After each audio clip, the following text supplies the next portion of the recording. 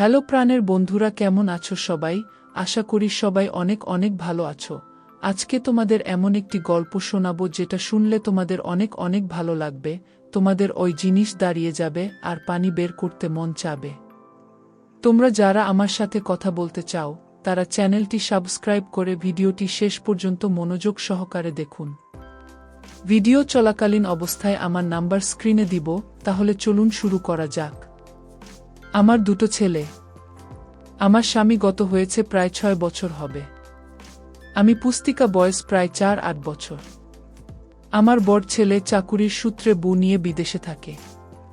ছোট ছেলেকে নিয়েই আমি থাকি, আর ও এখানেই চাকরি করে। আমাদের বাড়ির পাশেই আমার ছোট বোনের বাড়ি। ওর একটি মাত্র ছেলে।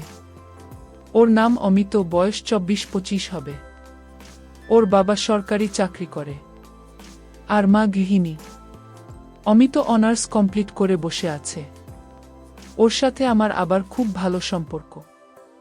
আমার বোনের সাথেও ভালো সম্পর্ক আছে। আমি প্রায়ই ওদের বাড়িতে যাই। অমিত আমার বাড়ি আসে। তো হঠাৎ একদিন আমার ছোট ছেলে অফিসের ট্রেনিং এর জন্য 3 মাসের জন্য ঢাকা থাকতে হবে।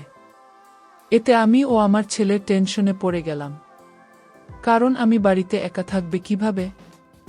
তাই আমি আমার বোনকে ডেকে নিয়ে আসলাম।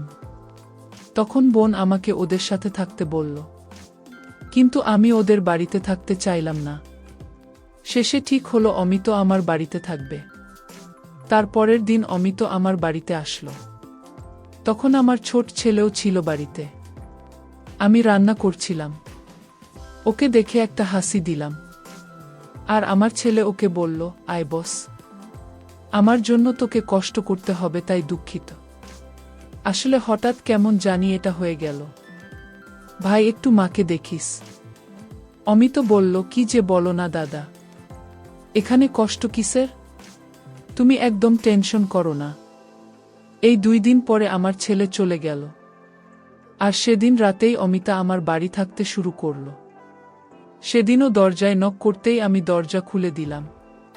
ও ভিতরে আসতেই আমি ওর সামনে ফ্লোরে বসে ওর দিকে তাকিয়ে বললাম, তোর তো বডিটা খুব সুন্দর, ভালোই ব্যায়াম করিস দেখছি। ও বল, হ্যাঁ। তারপর ও টিভি দেখতে লাগল, আর আমি বিছানা রেডি করে ওকে ঘুমাতে ডাকলাম।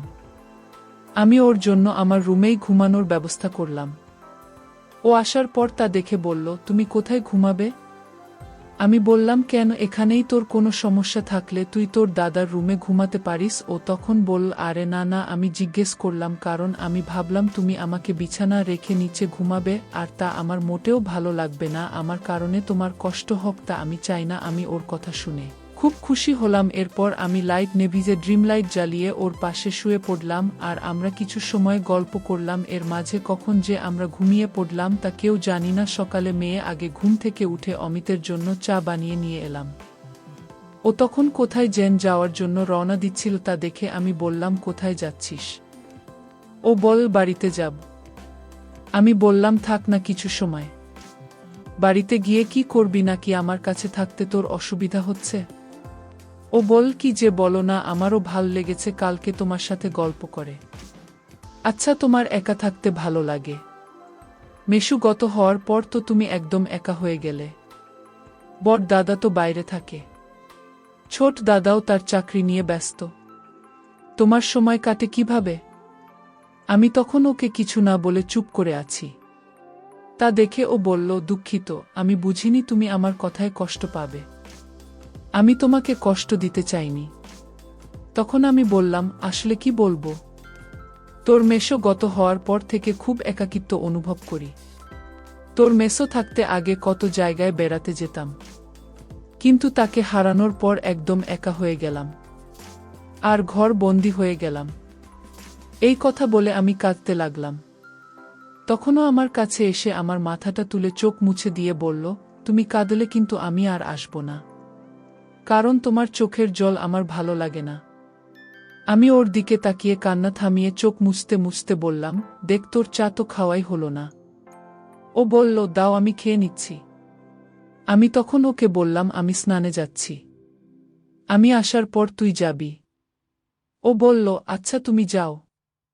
ততক্ষণ আমি টিভি দেখি। কিন্তু আমি যখন ওকে আচ্ছা বলে যেতে লাগলাম তখন আমি পা পিছলে পড়ে গেলাম। ও তা দেখে তাড়াতাড়ি আমাকে ধরে নিয়ে বিছানায় শোয়ালো আর জিজ্ঞেস করল কিভাবে পড়লে আর ব্যথা কোথায় পেলে। আমি বললাম জানি না, ওয়াশরুম থেকে বের হতেই পা পিছলে পড়ে গেলাম আর সেখানে ব্যথা পেলাম। ও বলল তুমি শুয়ে থাকো, আমি আসছি। ও তখন তাড়াতাড়ি আমাদের এলাকার সমীর ডাক্তারকে নিয়ে এলো। তারপর উনি আমাকে দেখে একটা মলম আর কিছু ওষুধ লিখে দিল আর বলল মলমটা ভালো করে ব্যথা জায়গায় দিতে আর 2 দিন পর একটা এক্সরে করে নিতে। তখন অমিত ওর মাকে ফোন করে সব বলল। এই শুনে সে আমার কাছে চলে আসলো আর অমিত ওষুধ আনতে গেল। অমিত ফিরে আসতেই আমার বোন ওকে বলল, তুই এখানে থাক, আমি ফোন করলে তোদের খাবারটা নিয়ে আসবি।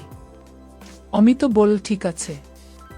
তখন আমার বোন যেতেই ও দরজা বন্ধ করে আমার পাশে এসে বসল আর আমাকে জিজ্ঞেস করল এখন কেমন লাগছে। আমি বললাম ব্যথা করছে রে। ও বলল মালিশ করে দিচ্ছি, ভালো লাগবে। আমি বললাম না না, আমি পারবো, তুই আমাকে মলমটা দে। ও আমাকে মলমটা দিল, কিন্তু ব্যথার কারণে আমি হাত পিছু নিয়ে যেতে পারছি না। আমি তখন ওর দিকে তাকাতেই ও বলল কেন, তখন তো খুব বড় মুখ করে বলেছিলে। আমি বললাম আমার খুব লজ্জা লাগছে। ও বলল এত লজ্জা কিসের নাকি আমি পর কেউ। ও এই কথা বলতেই আমি ওর হাত ধরে বললাম না রে, আসলে তোকে আর কষ্ট দিতে চাইছি না, অনেক তো করলি আমার জন্য। ও বলল আর কিছু বলবে দেখি, এবার মলমটা দিয়ে দেই, দেখবে ভালো লাগবে। এটা বলে ও তাই করতে লাগল। হঠাৎ তখন আমার বোন অমিতকে কল দিয়ে দিয়ে বলল খাবারগুলো নিয়ে যেতে, আর ও আমাকে বলল আমি খাবার নিয়ে আসছি, তুমি শুয়ে থাকো। এই বলে ওর বাড়িতে গিয়ে খাবারের ব্যাগটা নিয়ে আবার চলে আসলো। ও এসে আমাকে বসিয়ে ভাত দিল খাবার জন্য, কিন্তু আমি পারলাম না। তা দেখে ও বলল আমি খাইয়ে দিচ্ছি। আমি প্রথমে না না বললেও পরে রাজি হলাম। ও আমাকে খাওয়াতে লাগল আর একই থালাতেও অমিত খাচ্ছে। তখন আমি ওকে বললাম আচ্ছা তোর কোনো মেয়ে বান্ধবী নেই? ও বলল আছে তো, কলেজে অনেক। আমি বললাম ধুর বোকা, বলছি প্রেম করিস? ও বলল না রে, মনের মতো কাউকে পাইনি। আমি বললাম কি বলিস তুই, এত সুন্দর ছেলে, তার উপর এত সুন্দর বডি, কোনো মেয়ে পেলি না প্রেম করার? ও তখন বলল তুমি সুস্থ হয়ে নাও, তারপর তোমার সাথে প্রেম করব। ও এটা বলতেই আমি চুপ হয়ে গেলাম। তা দেখে ও বলল আরে আমি দুষ্টামি করেছি, জানি তুমি কষ্ট পেয়েছ। আমার কথাটা শুনে আমাকে মাফ করে দিও। আমি বললাম না রে, ভাবছিলাম আমার মতো বুড়িকে তোর ভালো লাগলো। ও বল কে বুড়ি তুমি? তুমি এখনো যদি তুমি 3 পিস পরে বের হও কেউ বুঝবেও না, তোমার দুটো বড় বড় ছেলে আছে। আমি তখন হাসতে হাসতে বললাম আচ্ছা হয়েছে, আর বলিস না, দেখি জলটা দে আর ওষুধ থাকলে দে, আর যদি পারিস আরেকটু মালিশ করে দিস। ও তখন তাড়াতাড়ি সব গুছিয়ে আমার সেবা করতে লাগল। এর কিছুক্ষণ পর আমি ওকে বললাম হয়েছে, এবার থাম। সেই সকাল থেকে আমার পিছনে অনেক খেটেছিস তুই, এবার একটু বিশ্রাম নে। ও তখন আমার কথা শুনে শুয়ে পড়তেই ঘুমিয়ে পড়ল। প্রায় 1 ঘন্টা পর আমি ওকে ঘুম থেকে ডেকে তুললাম আর ওকে জিজ্ঞেস করলাম এখন কি করবি? ও বল জিমে যাব, কোনো প্রয়োজন হলে আমাকে ফোন করবে। এই বলে ও বেরিয়ে গেল। এর কিছু সময় পর আমি ওকে কল দিয়ে বললাম কতক্ষণ পর আসবি? ও বলল এই তো আর কিছু সময় পর চলে আসব। আমি বললাম আমার ভালো লাগছে না, তুই তাড়াতাড়ি চলে আয়। ও বলল আচ্ছা, আমি 5 মিনিটের মধ্যে আসছি। তারপরও সন্ধ্যায় এসে আমাকে চা তৈরি করে খাওয়ালো আর আমাদের গল্প করে সময় যেতে লাগলো। এর মাঝেই আমরা ঘুমিয়ে পড়লাম। সকালে অমিত আমার আগে উঠে আমাকে ঘুম থেকে ডেকে তুলল। আমি চোখ খুলে ওর দিকে তাকিয়ে রইলাম আর ও আমাকে বলল বাবা এত ঘুম তোমার? আমি বললাম কোথায় আর ঘুমালাম, সারা রাত তো তোর কারণে ঘুমাতে পারলাম না। ও বল কেন, আমি আবার কি করেছি? আমি বললাম তুই ঘুমের ঘোরে হাত পা যেভাবে এদিক ওদিক করছিলি, কিভাবে ঘুমাবো? ও বলল আসলে বাড়িতে তো আমি একা ঘুমাই, তাই আমার কারণে তোমার আরো কষ্ট বেড়ে গেল। আমি বললাম দূর বোকা, আমার কপালে ছিল এটা, আর তুই ছিলি বলে, না থাকলে তো মরেই পড়ে থাকতাম। ও তখন আমার মুখে হাত দিয়ে বলল খবরদার আর এ কথা বলবে না, তুমি মরে গেলে আমি কাকে? এই বলে ও চুপ হয়ে গেল। আমি তখন ওকে জিজ্ঞেস করলাম চুপ হয়ে গেলি কেন? কাকে কি? ও বলল আমি কাকে সেবা যত্ন করব। ও এটা বলতেই দুজনেই হেসে উঠলাম। তখন আমার বোন অমিতকে কল দিয়ে বলল দুপুরের খাবার রেডি, এসে নিয়ে যা। তখন ও আমাকে বলে বাড়িতে গিয়ে খাবার নিয়ে চলে আসলো। ও আসতেই আমি ওকে বললাম, এতক্ষণ লাগে? আমি বাড়িতেই একা, আমার বুঝি ভয় করে না?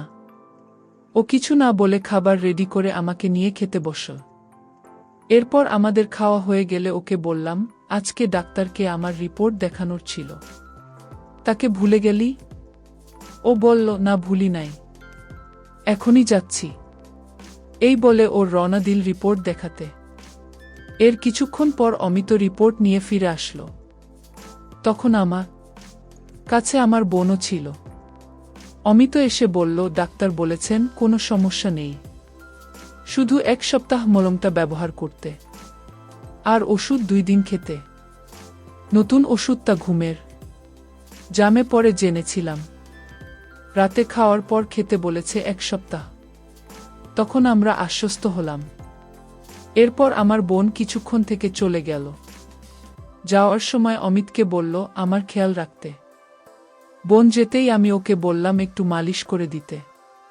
তখন ও কিছু না বলে তাই করতে লাগলো। একটু পরে আমি ওকে বললাম, তোর হাতে জাদু আছে, ভালো লাগছে না জানি, আর কোথায় কোথায় জাদু আছে?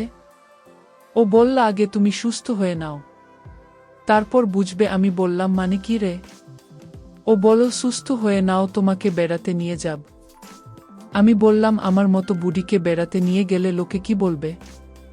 ও তখন হেসে বলল, সবাইকে বলবো তুমি আমার গার্লফ্রেন্ড। আচ্ছা তুমি আজ থেকে আমার বন্ধু কেমন? আমিও হেসে বললাম, বুড়িকে বন্ধু করলি, বেশ তাই হোক। ও বলল, তুমি মেসো ছাড়া থাকো, তোমার কষ্ট হয় না?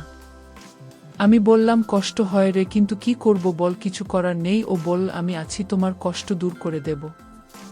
আমিও বললাম, তাই কর, আমিও তাই চাই। তখন ও আর এক মুহূর্ত দেরি না করে আমার অনেক বছরের কষ্ট দূর করতে শুরু করলো, আর তারপর থেকেই আমাদের এভাবে চলতে লাগল। এক সময় আমি পুরোপুরিভাবে সুস্থ হয়ে উঠলাম। তো বন্ধুরা, আজকের ভিডিওটা এখানেই সমাপ্ত। তো সবাই ভালো থাকুন, সুস্থ থাকুন। ধন্যবাদ।